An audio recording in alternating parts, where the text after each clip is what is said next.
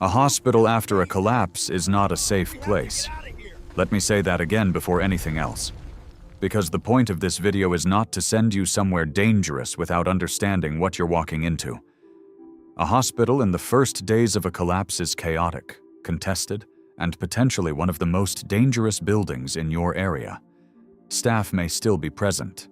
Desperate people will arrive. Resources will be fought over. The building that was designed to save lives becomes, very quickly, a place where the wrong move costs you yours. That said, a hospital is also the single largest concentration of medical supplies, specialized equipment, and materials that have no equivalent anywhere else in the civilian world. And here's what most people don't understand about that. The obvious stuff, the medications, the bandages, the things that look like medical supplies, gets taken first. Fast. In hours, not days. The things that actually matter most in a prolonged collapse scenario are the things nobody identifies as valuable in the moment. The things that don't look like what they are. The things sitting untouched in rooms that nobody enters because the rooms don't look like what people are searching for. 9 items. In order from what disappears first to what will still be there long after everything obvious is gone. Be fast on the first ones. Be smart on all of them. And never, under any circumstance, move through a hospital in collapse conditions without knowing your exits before you know your targets. Don't forget to subscribe and leave a like if this helps. That said, let's begin with number 9. IV antibiotics on medication carts. This is what everyone thinks of first, which is exactly why it's number 9. Every hospital floor runs on medication carts, wheeled units that hold the pharmaceutical supply for that ward, organized by patient and by medication schedule. IV antibiotics, vancomycin, piperacillin, cefazolin, meropenem are stocked on these carts in quantities that reflect daily administration schedules. IV antibiotics are categorically more effective than oral antibiotics for serious infections. The bioavailability is close to 100%. The drug reaches the bloodstream directly, without the absorption losses of the digestive system. For a deep wound infection, a pneumonia, a septic condition, IV delivery is the difference between the antibiotic working fast enough and not working fast enough. The window on these is hours, not days. Medication carts are the first things people will target in a hospital evacuation or collapse event. Staff will secure or remove them. Opportunistic people will find them. If you're going early, in the first hours, not the first days. The carts are on every ward floor, usually in a central nursing station or in a locked alcove with a standard keyed or coded lock. In a collapse scenario where staff have left, those locks are the only barrier. Move fast. Move quietly. Know where the stairwells are before you touch anything. This is the highest traffic area of the building and the highest risk moment of any hospital entry.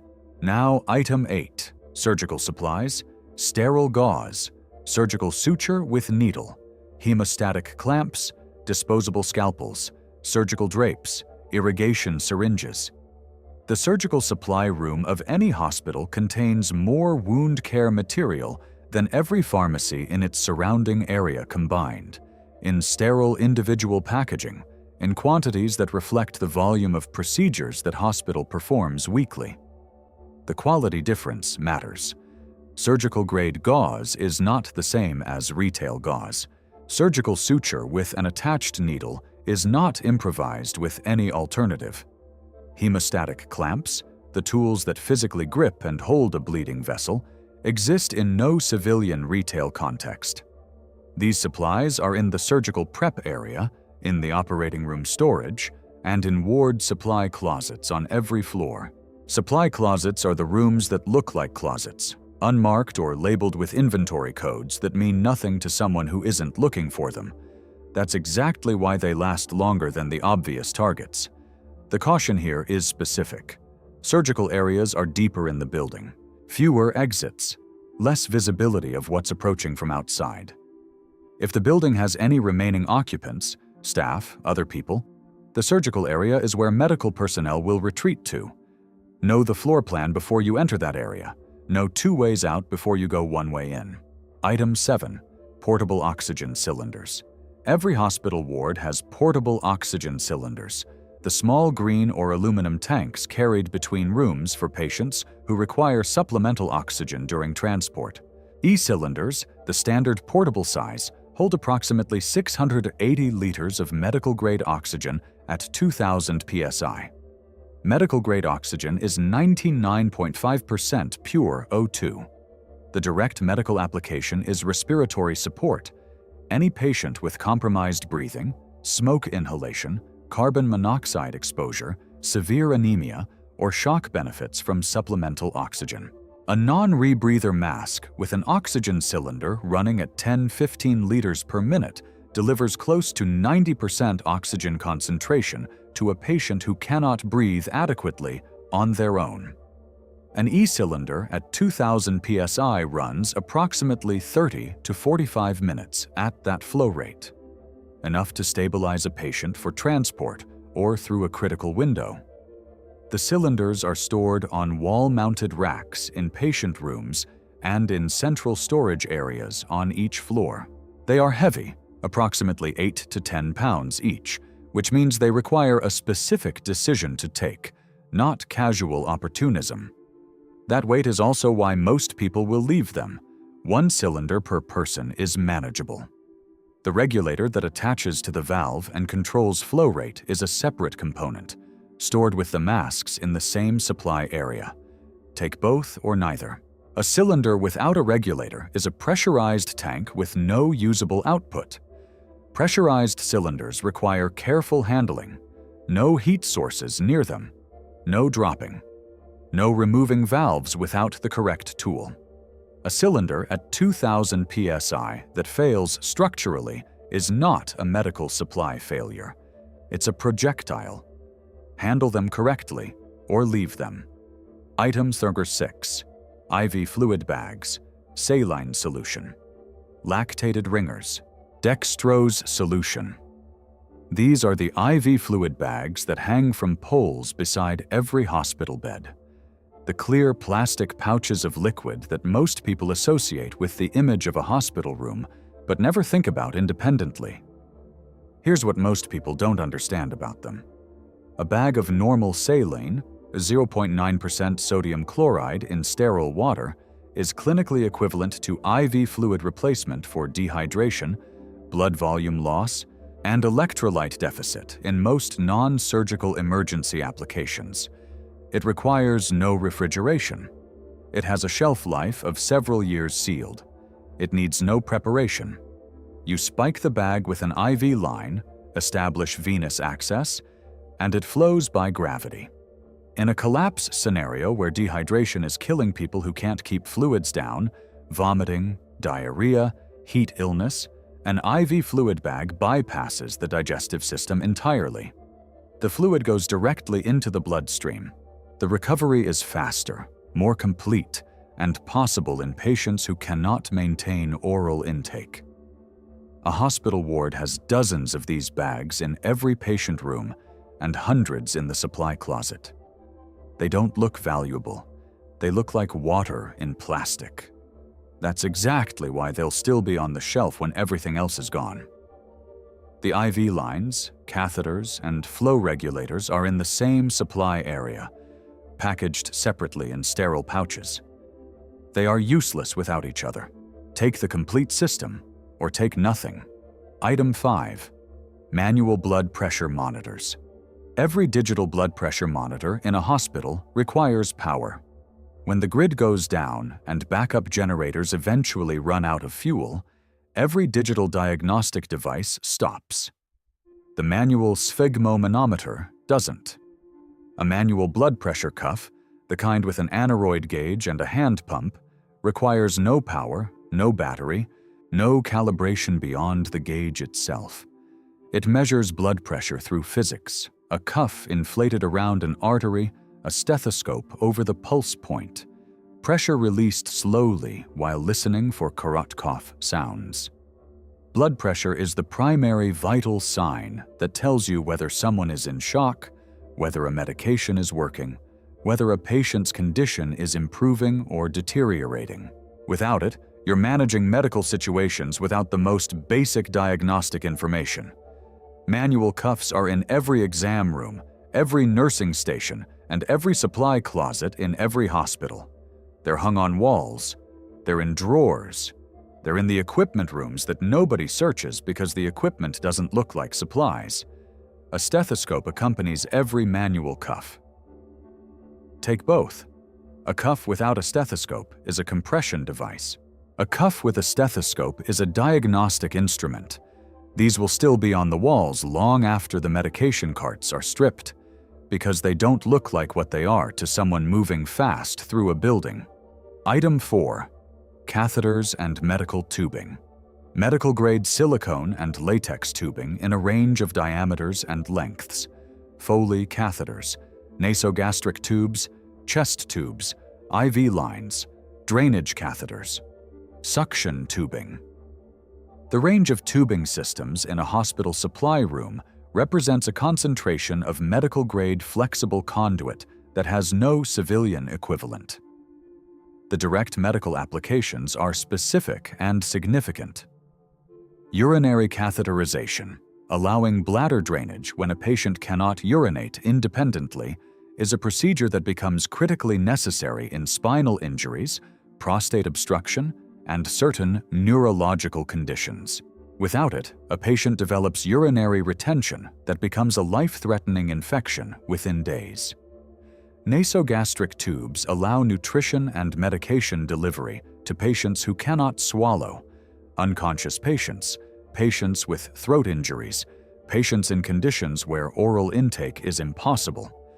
Beyond the labeled medical use, medical silicone tubing is the highest purity, most chemically inert flexible conduit available.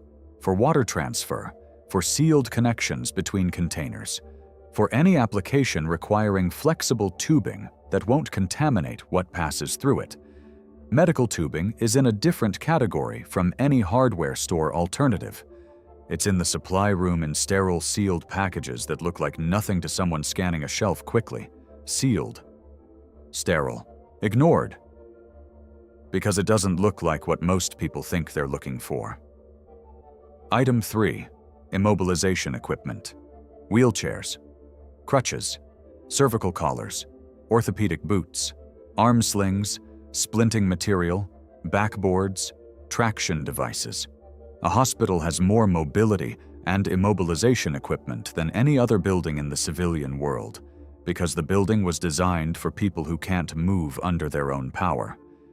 In a collapse scenario, where musculoskeletal injuries are common and surgical intervention is unavailable, correct immobilization determines whether someone recovers function or loses it permanently.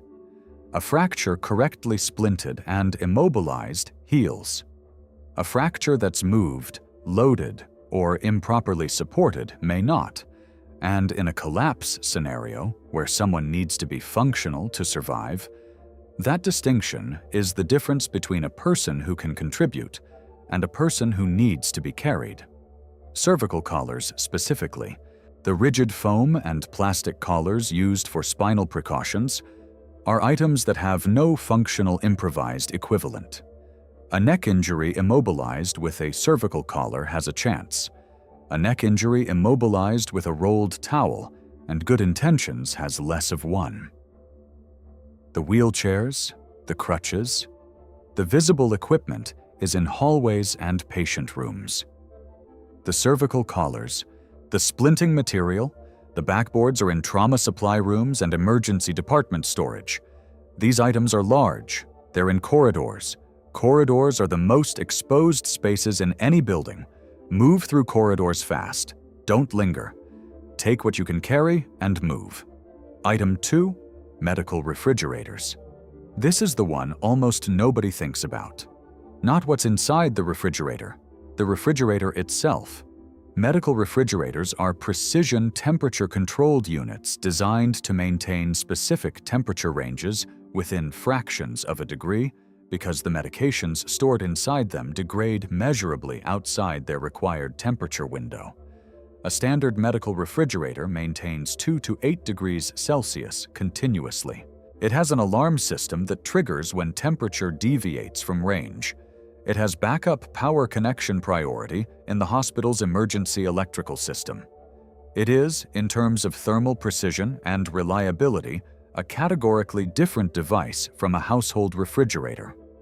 In a collapse scenario where insulin storage, vaccine preservation, and temperature-sensitive medication management become critical, the container that maintains the correct temperature reliably and continuously is the resource. Medical refrigerators are in pharmacies, in nursing stations, in laboratory areas, and in blood banks. They are heavy. They require power to operate, which means they require a power source. A medical refrigerator connected to a generator, a vehicle battery, or a solar system becomes the cold chain infrastructure for an entire community. The medications inside them are the obvious target. The refrigerator itself is what everyone leaves behind, and the refrigerator is what makes it possible to use those medications next week instead of today. Before the last item, I've spent a lot of time figuring out what actually matters when systems stop working. Not in theory. In practice, I put everything I know about the first 30 days into a field manual. The decisions, the order, the things nobody tells you until it's too late. It's called the 30-Day Survival Protocol. 47 pages. Link is in the description. Take a look, then come back for number 1, because this last item is the one that most people will never even glance at. Item 1. Blood bags. This is the one that surprises people most, and it's number 1 for a reason that most people won't understand until they understand what blood actually is in a trauma context. Every hospital with surgical capability maintains a blood bank, a refrigerated storage system containing typed and cross-matched blood products, organized by blood type and component, packed red blood cells, fresh frozen plasma, platelets, whole blood where available. In a collapse scenario with no surgical infrastructure, no OR, no anesthesia, no surgical team, trauma that causes significant blood loss has a specific and narrow window for intervention. That window is not closed by surgery in the field. It's closed by blood replacement in the field. Type O negative blood, the universal donor type, can be transfused to any patient regardless of blood type without compatibility testing. Every blood bank maintains O-negative units specifically for emergency situations where there is no time for type and cross-match. A field. Transfusion of O-negative packed red cells to a patient in hemorrhagic shock buys time. It replaces oxygen carrying capacity. It maintains perfusion to organs that are failing from lack of blood volume. It is not a surgical solution. It is a bridge to a surgical solution, or in a collapse context, a bridge to survival while the body manages what it can. Blood products require refrigeration, 1 to 6 degrees Celsius for packed red cells, with a shelf life of 42 days from donation at correct temperature. The blood bank is in the laboratory or pathology area of the hospital, not in a patient ward, not near the emergency department entrance. It requires knowing where to go. It will not be touched by anyone moving through that hospital quickly looking for obvious supplies, because nobody thinks about blood as something you find. They think about it as something that gets lost. That reframe is the difference. The blood bank is the last place anyone searches. It's the first place that determines whether the worst outcomes are survivable. Move carefully to get there. Move carefully when you leave. A hospital in collapse is not a place to rush once you're past the obvious areas. The deeper you go, the more valuable what you find. The more valuable what you find, the more careful you need to be about how you carry it out. 9 items, 3 categories of urgency. The first 3 on this list, antibiotics, surgical supplies, oxygen, disappear in hours. If you're going immediately. Not when it feels safe, not when things settle. Immediately, because the window on those is measured in hours from the moment the situation becomes clear. The middle items, IV fluids, blood pressure monitors, catheters, last longer because they don't look like what they are to someone moving fast. You have more time. Use that time to move carefully. The last 3, immobilization equipment, medical refrigerators, blood, will still be there days later, because nobody identifies them as the resources they actually are. Those are the ones worth the risk of going deeper into the building, because the risk of going deeper is real, and what you find there is proportional to it. A hospital in collapse is a building full of things that save lives, surrounded by conditions that end them. Know what you're going for before you go. Know where it is before you enter. Know 2 ways out before you go 1 way in. And be fast on the ones that won't wait. If you want to continue learning powerful ways of surviving, subscribe and turn on notifications. The next videos will be the best I've made so far. Click on this video appearing right now. See you there.